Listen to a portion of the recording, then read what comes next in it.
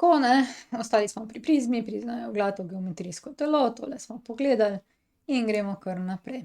Delitev prizm. Zdaj, mi imamo na voljo pokončne prizme in te prizme so take, da je stranski rob enak višini prizme.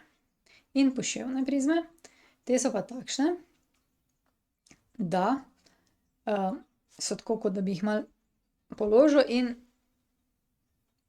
je stranska ploskev oziroma je paralelogram, a ne. Potem so n-strane prizme, osnovna ploskev je n-kotnik. Na primer, če je tristrana prizma, potem je osnovna ploskev trikotnik. Če je štiristrana prizma, potem je osnovna ploskev štirikotnik. Na primer kvadrat, pravokotnik ali pa kaj takega. Potem poznamo pravilne prizme. Osnovna ploskev je pravilni večkotnik in pa enakorobe prizme. Vse robove imajo enako dolge. Ena taka znana enakoroba je kocka. Ta je štiristrana pravilna prizma, ne. Enakoroba.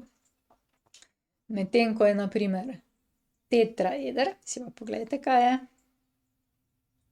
Sami boste raziskali sami, kaj je tetraeder. Ne, vam bom namignila, to je pa taka kocka, ampak osnovna ploskev je trikotnik, se pravi, da ima vse enakostranične trikotnike, vse okoli in okoli. Tetraeder je v bistvu piramida, nismo še tam. Tako, se pravi, prizme delimo na pokončne, n-strane, pravilne prizme in enakorobe prizme.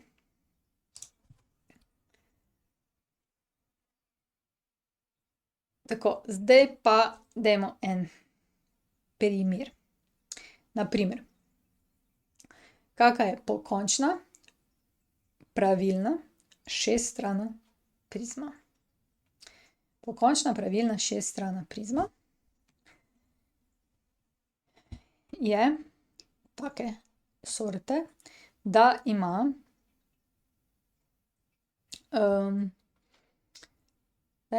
osnovno ploskev šestkotnik, in sicer osnovna ploskev šestkotnik pomeni, pravilna pa pomeni, da ima vse robove enake. Se pravi, to bi zdaj dali, osnovna ploskev bi bila šestkotnik.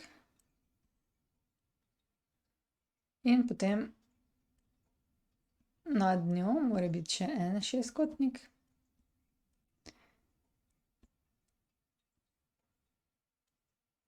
Takole.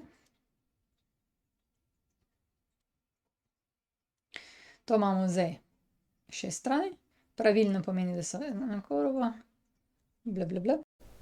Prišli smo do konca.